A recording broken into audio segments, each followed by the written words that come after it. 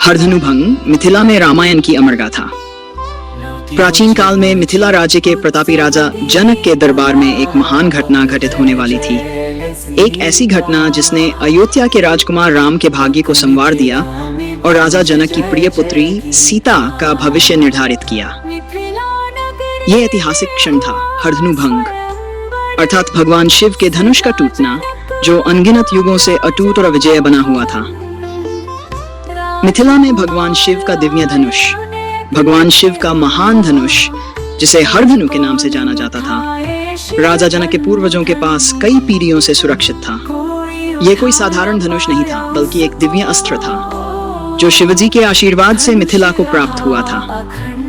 किंतु इसकी महिमा यह थी कि इसे कोई भी मनुष्य या देवता आज तक चुका नहीं सका था। किंवदंती है कि जब सीता बाल्यावस्था में महल में खेल रही थी, तब उन्होंने अनजाने में इस धनुष को आसानी से हिला दिया। ये देखकर राजा जनक चकित रह गए और समझ गए कि उनकी पुत्री कोई साधारण स्त्री नहीं, बल्कि दिव्य स्वरूपा है। उन्होंने यह प्रण लिया कि जो भी इस धनुष को उठाकर प्रत्यंचा चढ़ा सकेगा, उसी से सीता का विवाह होगा। मिथिला में स्वयंवर का आयोजन समय बीता गया और भारतवर्ष के कोने कोने से राजा कुमार तथा योद्धा मिथिला आए, लेकिन कोई भी शिवधनुष को उठा तक नहीं सका। लंका के महाबली राजा रावण से लेकर अनेक पराक्रमी क्षत्रिय इस परीक्षा में असफल हो गए। इसी बीच महर्षि विश्वामित्र के साथ अयोध्या के महाराज दशरथ के दो पुत्र राम और लक्ष्मण मिथिला आए। महर्षि विश्वामित्र जानते थे कि श्री राम कोई साधारण पुरुष नहीं, बल्कि भगवान विष्णु के अवतार हैं, और यही समय था जब वे अपनी नियति को पूर्ण करेंगे। स्वयंवर के दिन मिथिला का राजदरबार भव्यता से सजा था। राजा जनक अपने सिंहासन पर विराजमान थे और उनके समीप सीता बैठी थी। विशाल सभा में सभी की दृष्टि शिवधनुष पर थी, जो दिव्य आभा से आलोकित हो रहा था। एक एक कर सभी राजाओं ने उसे उठाने का प्रयास किया, लेकिन कोई सफल न हुआ। तब राजा जनक व्यथित हो उठे और बोले, क्या इस पृथ्वी पर कोई वीर क्षत्रिय शेष नहीं? क्या कोई ऐसा पराक्रमी नहीं जो इस धनुष को उठा सके? श्री राम का धनुष तोड़ना। तभी महर्षि विश्वामित्र ने श्री राम की ओर देखा और कहा, वत्स राम, आगे बढ़ो और अपनी शक्ति का परिचय दो। यह समय तुम्हारे धर्म पालन का है।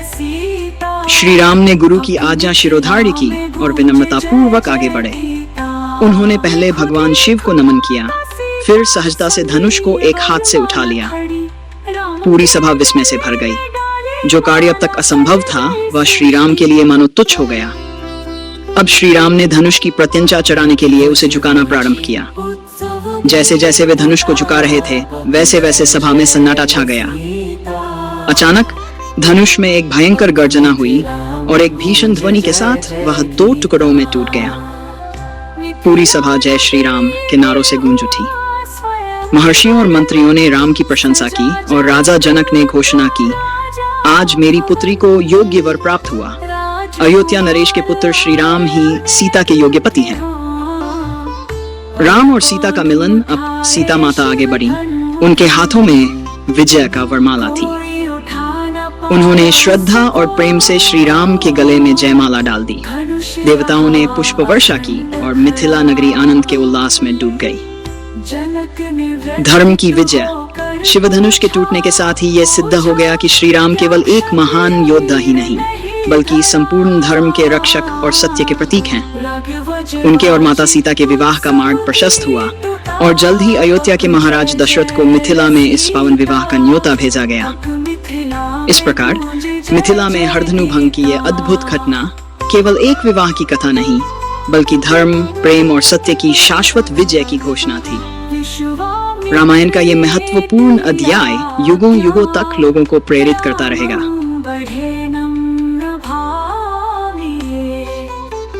शिव का धनुष उठाया ऐसे, जैसे पवन उठाए धूल लिए।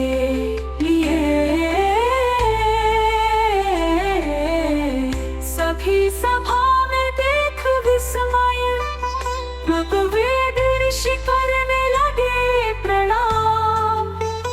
मनुष्य खींचा, ध्वनि हुई भारी, पर टूट गया शिव जी का धाम। उसको धनुष रहा अखंड खड़ा। जनक ने व्यथित होकर पूछा क्या क्षत्रिय वीर नहीं धरा। राघव जवाजी उत्सव गीत अब जय जय सीता। अब मिथिला में गूंजे जय जय गीता।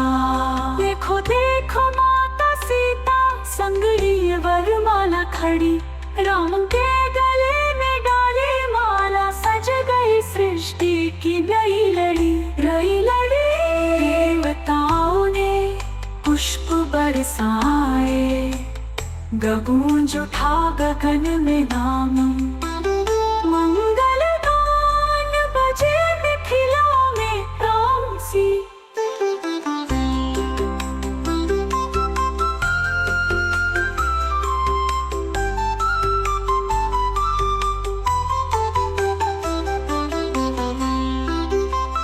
देखो देखो माता सीता संग लिए वरमाला खड़ी। राम के गले में डाली माला सज गई सृष्टि की नई लड़ी।